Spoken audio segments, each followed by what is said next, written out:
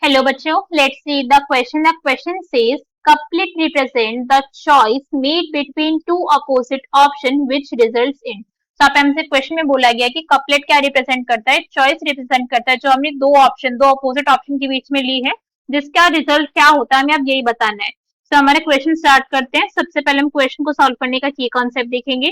की कॉन्सेप्ट. तो क्वेश्चन को सॉल्व करने का की कॉन्सेप्ट क्या है हमारा, कि हमें टेक्सोनॉमिक की के बारे में पता होना चाहिए. ओके, टेक्सोनॉमिक की.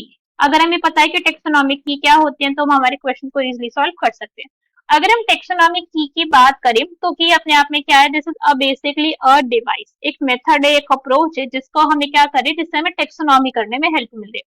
टेक्सोनॉमी में हेल्प का क्या मतलब हो गया हमारा, कि ये हमारा की ऐसा डिवाइस है जो हमें आइडेंटिफिकेशन में हेल्प कर रहा है किसी चीज की, किसी ऑर्गेनिज्म की, उसके डिस्क्रिप्शन में हेल्प कर रहा है कि इसके अंदर क्या क्या कैरेक्टरिस्टिक्स प्रेजेंट है, जिसके अंदर हमको हेल्प मिल रही है, इससे हमको क्लासिफाई करवाने में हेल्प करवा रहे हैं in classification and in its naming, कि हम नेम कर सके, नॉमेनक्लेचर कर सके. तो उसको हम क्या कहेंगे, उसको हम कोई भी टेक्सोनॉमिक एड कहते हैं. सो की अपने आप में ऐसे एक टेक्सोनॉमिक एड है. अब अगर हम की बात करें तो की क्या करता है, कि हमें हेल्प करता है टू आइडेंटिफाई, कि हम क्या कर सके, आइडेंटिफाई करवा सके between plants and animals, plants के बीच में एंड एनिमल्स के बीच में आइडेंटिफिकेशन हो सके हमारी आसानी से. इसलिए हमारे पास एक टेक्सोनॉमिक एड प्रेजेंट है जिसको हमने बोला है यहाँ पे की. तो आइडेंटिफाई करवाने में हेल्प करवा रहा है ना हमारा, तो इसलिए अपने आप में क्या है, टेक्सोनॉमिक एड है.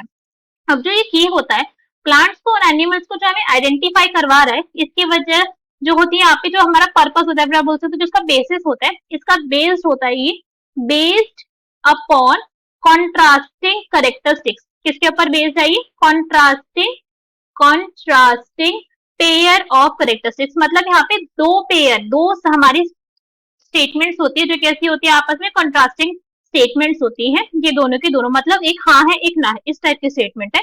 और इन स्टेटमेंट को जो हमने बोला है ये पेयर है, इसी पेयर को हम क्या बोलते हैं, this pair is actually known as couplet. इसी को बोला जाता है कपलेट. मतलब एग्जांपल के लिए आप ऐसे समझो कि हमारे पास एक प्लांट है और एक हमारे पास एक एनिमल है. ठीक है, तो मैंने यहाँ पे क्या स्टेटमेंट बोली, तो हमने क्या स्टेटमेंट बोली, मैंने बोला जो हमारे प्लांट होते हैं वो ग्रीन कलर के होते हैं, मगर हमारे जो एनिमल है वो ग्रीन कलर के नहीं होते. तो ये क्या हो गई, कंट्रास्टिंग स्टेटमेंट टाइप्स हो गया, कि हाँ एक जो स्टेटमेंट है मेरी वो प्लांट के ऊपर एप्लीकेबल है, जो दूसरी स्टेटमेंट है हमारी वो एनिमल्स से रिजेक्टेड है.